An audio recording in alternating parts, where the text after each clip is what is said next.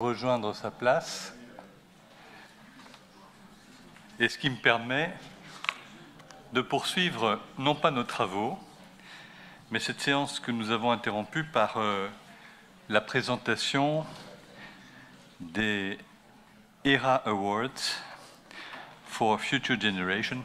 Nous qui défendons ici la langue française, c'est parfois un peu difficile de faire référence à autant de mots anglais, dans la catégorie Sustainable Democracy. Mesdames et messieurs, d'abord, je voudrais, en votre titre et qualité, vous dire officiellement que nous apprécions votre présence, que vous êtes les bienvenus au Parlement. Et dans quelques instants, M. de Rennes, qui est directeur de la Fondation pour les générations futures, vous pouvez déjà prendre place à la tribune, je vous en prie, va vous présenter les objectifs des ERA Awards et va introduire ensuite les trois candidats primés. Et pour être complet, il convient quand même de préciser que notre Parlement n'est pas le seul à soutenir ce prix, qui compte également parmi ses partenaires, je les cite, la Chambre des représentants, le Parlement de Wallonie, le Parlement de la communauté germanophone, mais aussi le Parlement francophone bruxellois. Donc vous voyez que beaucoup de monde se trouve derrière le projet. Monsieur de Rennes et cher lauréat, sachez que c'est avec un plaisir vraiment sincère qu'on vous accueille ici, dans cet hémicycle, qui a d'ailleurs initié un certain nombre de réflexions elles-mêmes, amorcées dans le cadre de ce prix. Et la complexité des problèmes auxquels la société est confrontée, que nous devons tous affronter dans notre quotidien en tant que mandataires, en tant que citoyens, font que nous sommes obligés d'utiliser des approches novatrices dans ce domaine de notre relation à la démocratie. Et c'est la raison pour laquelle les réflexions qui sont menées sur l'évolution de nos systèmes démocratiques, les risques que courent ces systèmes, requièrent effectivement de prendre à la fois une certaine distance, de porter un regard à 360 degrés et de voir comment effectivement, de manière soutenable, avancer des projets. Alors vous qui êtes les candidats qu'on distingue aujourd'hui, vous avez proposé des travaux dans ces domaines avec des pistes. Je ne suis pas beaucoup plus long, je passe la moitié de mon discours pour ne pas endormir l'auditoire. Mais surtout, je voulais vous dire qu'au nom des membres de ce Parlement, de l'ensemble des membres, je veux vous adresser mes félicitations. Et à vous la parole maintenant, je vous en prie.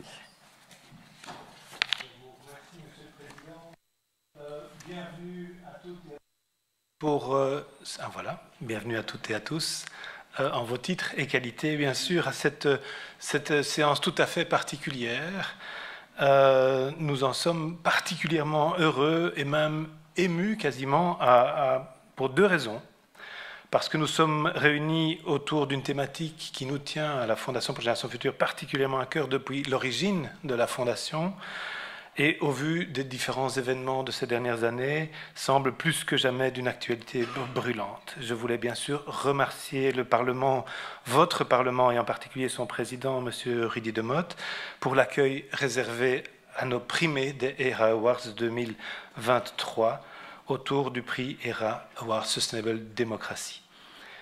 Parce que permettre à ces jeunes de partager leurs idées en direct avec les députés était en quelque sorte notre rêve ultime quand on a décidé, ce rêve fou, de réunir 5 parlements, comme M. le Président vient de le rappeler, 5 parlements autour d'un seul prix, autour de la recherche en sciences politiques dans notre pays et dans notre communauté et Fédération Wallonie-Bruxelles. Ce prix sera décerné, nous l'espérons, pendant de nombreuses années encore, comme tous ceux que nous décernons par ailleurs dans les autres domaines, parce que vous le savez peut-être, mais ce prix est le 12e prix de master en catégorie que nous primons chaque année. Il a pour vocation de stimuler l'enseignement et la recherche chez nos jeunes dans ce domaine crucial.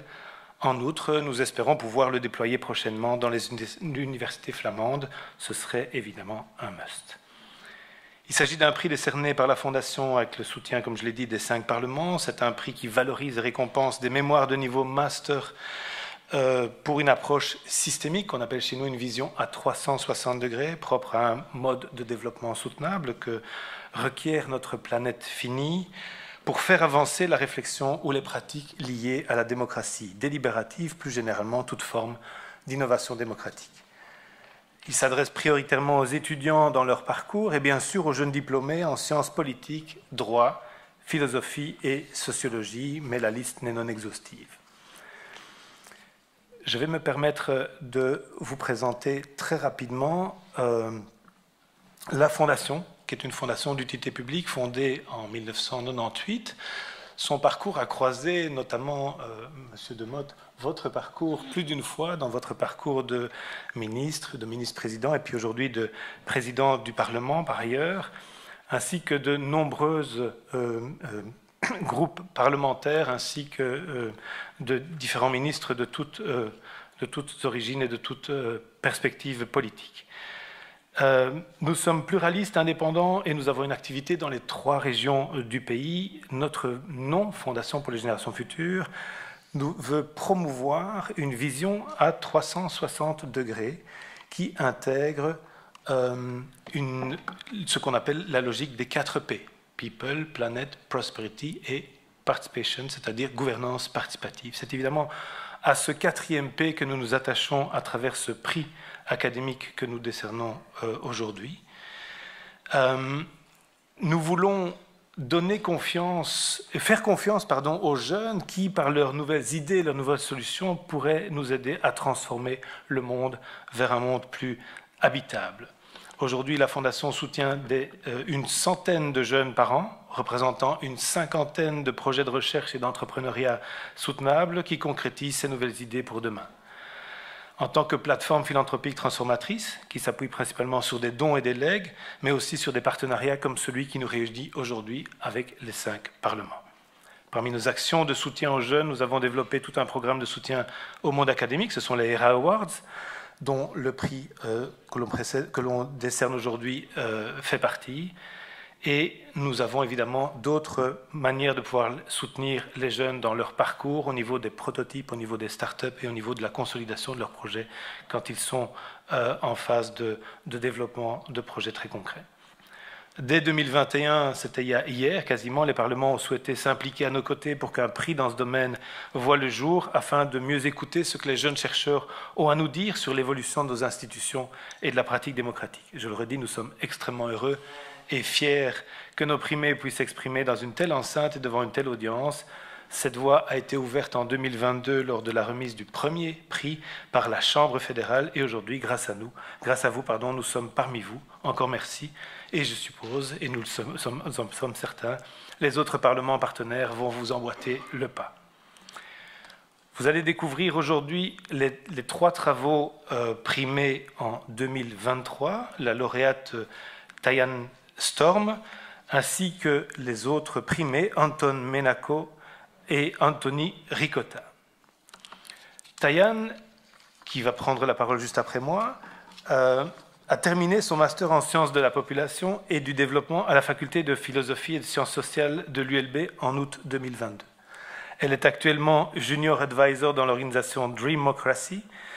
Et dans le cadre de son mémoire, Tayan a voulu savoir dans quelle mesure la participation à des processus de délibération citoyenne façonnait la perception des participants autour des problèmes relatifs à l'environnement ainsi que leur degré d'engagement. Tayan, la parole est à toi.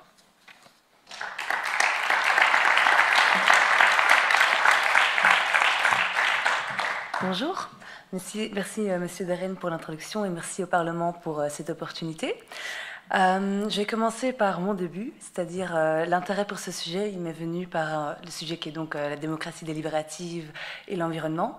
Il m'est venu en fait par un double constat. Donc le premier constat, c'est qu'il existe une pluralité de valeurs et d'expériences environnementales qui souvent ne sont pas prises en compte à la création de politiques environnementales. Et un autre constat que souvent justement ces problèmes environnementaux sont entourés de toutes sortes d'inégalités, que ce soit dans la répartition des causes, des effets, des capacités à y faire face, que ce soit au niveau international ou local, enfin, un peu partout. Et du coup, j'ai commencé à chercher des dispositifs qui justement essayaient déjà de créer un dialogue entre ces différentes perspectives, entre ces différents types de connaissances, et pour au final en faire découler des politiques plus inclusives.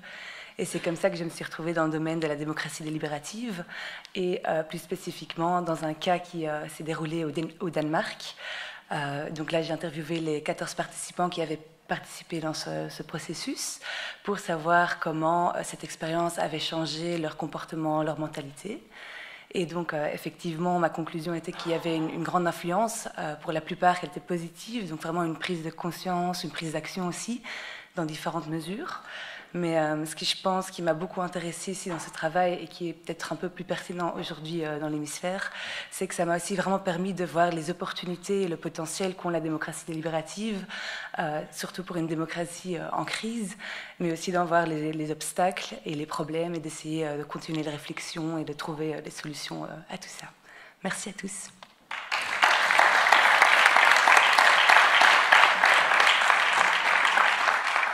Merci Tayane. Juste vous dire que nous avons produit, comme chaque année d'ailleurs, un petit fascicule avec les différents travaux primés qui synthétisent non seulement les travaux, mais également l'avis du jury concernant ces travaux, et que tous ces travaux sont en ligne et en open source, c'est-à-dire l'intégralité des travaux de fin d'études et même de thèse doctorale qui sont primés par la Fondation sont accessibles en ligne sur le site www.fgf.be/ERA. Et donc, je vais maintenant céder la parole très bientôt à Anton Menaco, qui a terminé son master en sciences politiques à la faculté de philosophie et sciences sociales de l'ULB en août 2022. Il est actuellement attaché spécifique au service stratégie de la ville de La Louvière. Le travail d'Anton Menaco cherche à comprendre l'influence des émotions sur les processus délibératifs qui sont de plus en plus, entre guillemets, à la mode, c'est-à-dire en fait qui répondent d'une manière ou d'une autre à un certain nombre de nouveaux besoins. Mais donc de comprendre ce qui se passe dans ces processus est essentiel et leur rôle dans l'évolution des croyances et des préférences des individus. Anton, à toi la parole.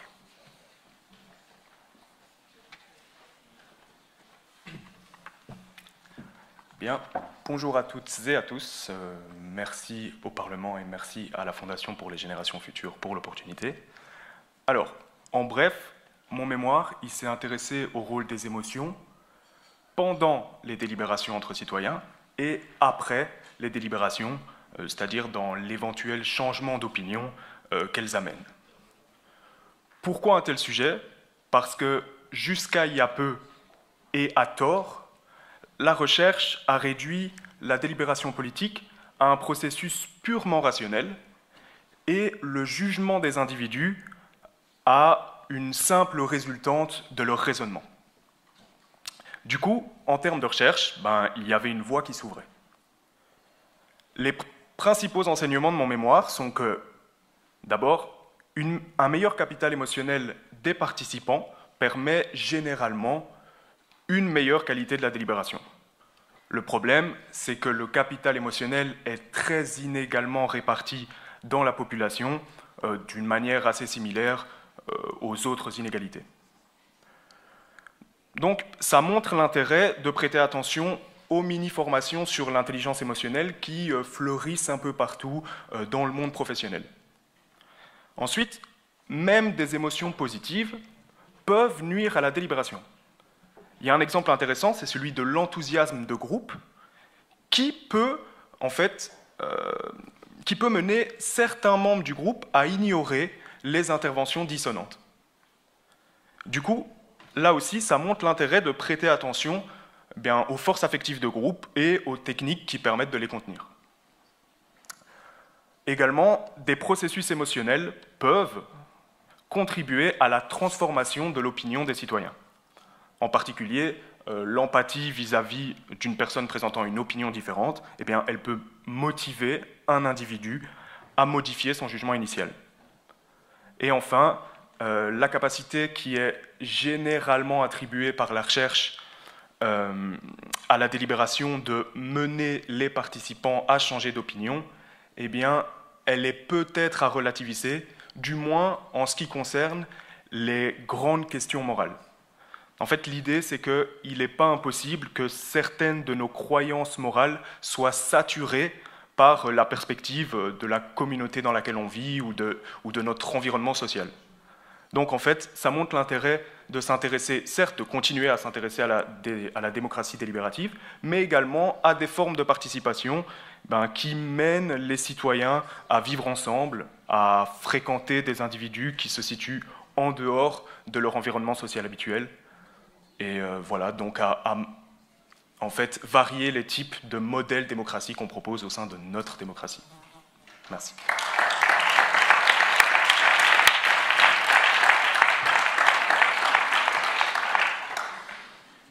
Merci Anton, et j'introduis évidemment pour suivre notre troisième primé, Anthony Ricotta, qui a terminé son master en sciences politiques à la faculté des sciences économiques et sociales et politiques et de communication de l'UC Louvain en juin 2022. Il est actuellement doctorant.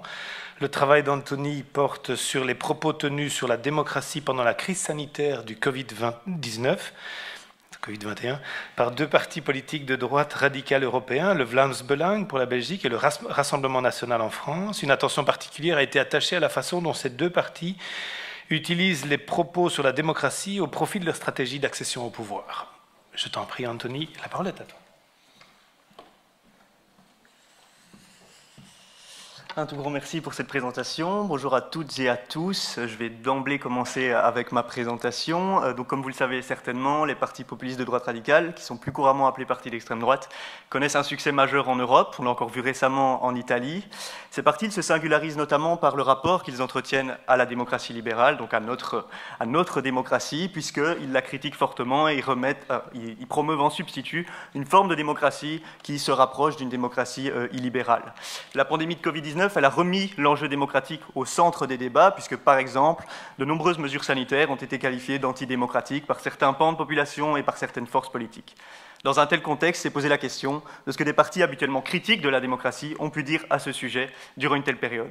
Et donc c'est là l'objectif qu'a poursuivi mon mémoire, parce que je me suis intéressé aux propos du Rassemblement national et du Vlaams Belang sur cette question durant la crise sanitaire. Plus spécifiquement, je me suis penché sur leur discours, d'une part sur leur compte Twitter officiel, et d'autre part dans les interventions orales de leurs députés au sein de la Chambre basse de la Chambre des représentants et de l'Assemblée nationale pour le Rassemblement national. Et donc deux résultats sont ressortis de mon mémoire. Premièrement, ces partis, il semble qu'ils promeuvent de facto leurs idées traditionnelles sur la démocratie durant la crise sanitaire. Par exemple, ils remettent tous deux en question, à différents degrés, l'égalité de droits, les droits des minorités. Et deuxièmement, le résultat principal de mon mémoire montre que ces partis, assez curieusement compte tenu de leurs idées traditionnelles sur la démocratie, se font les défenseurs de certaines caractéristiques centrales aux démocraties libérales durant la crise sanitaire. Par exemple, ils défendent les libertés fondamentales et l'état de droit, et ce face aux autorités politiques qu'ils accusent de menacer ces fondements des démocraties libérales. Et donc, il apparaît que ces partis instrumentalisent la défense de ces caractéristiques en vue de nourrir leur critique des autorités et du système politique, et ce pour s'asseoir comme les représentants légitimes du peuple. Ce faisant, ces partis, ils instrumentaliseraient la crise sanitaire pour nourrir leurs aspirations électoralistes. Donc mon mémoire, par l'analyse réalisée, contribue à montrer que ces partis, dans leurs propos durant la crise sanitaire, contribuent à saper certains fondements des démocraties libérales. Par ailleurs, ils alimentent le ressentiment de la population aux politiques, ainsi que la polarisation de la population. Si je devais formuler une recommandation, donc mon mémoire, il pointe l'impératif de continuer à investir dans l'éducation de la population politique, et a fortiori des plus jeunes, et ce, si l'on souhaite tendre vers un rapport assaini de la population politique et in fine vers une démocratie plus soutenable. Un tout grand merci pour votre attention, et encore un grand merci au ERA Awards et au Parlement.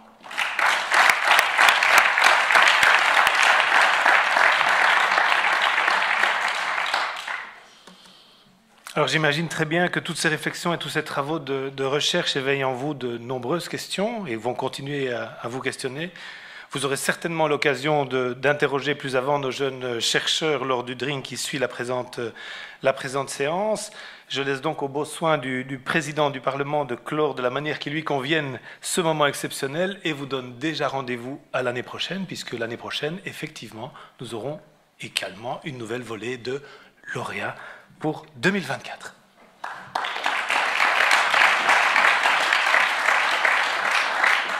Merci beaucoup. Je ne conclurai évidemment pas les propos qu'on a entendus parce que ce sont des propos apéritifs qui nous renvoient au texte de base. Donc vous en aurez référence dans les documents qui ont été distribués. Je dois dire que j'ai, comme je pense nombre d'entre vous, hâte de découvrir les textes parce que les trois thèmes qui viennent d'être exposés sont des points de préoccupation majeurs aujourd'hui dans le cadre de la démocratie représentative qui est, je dirais, assez bousculée sur ses bases, à la fois dans l'hiatus qui existe entre les opinions publiques et la façon dont les médias représentent le rôle des parlements avec les problèmes, des crises qu'ils ont traversées, des scandales ou prétendus scandales qui les ont touchés. Donc tout cela nous ramène effectivement à l'essentiel, c'est-à-dire à nous préoccuper sur les voies de soutenabilité qualité en matière de démocratie. Et pour cela, au nom du Parlement, de chacun et de chacune d'entre nous ici présents, merci beaucoup. On aura l'occasion de discuter. Il me reste un mot avant de quand même souligner une chose.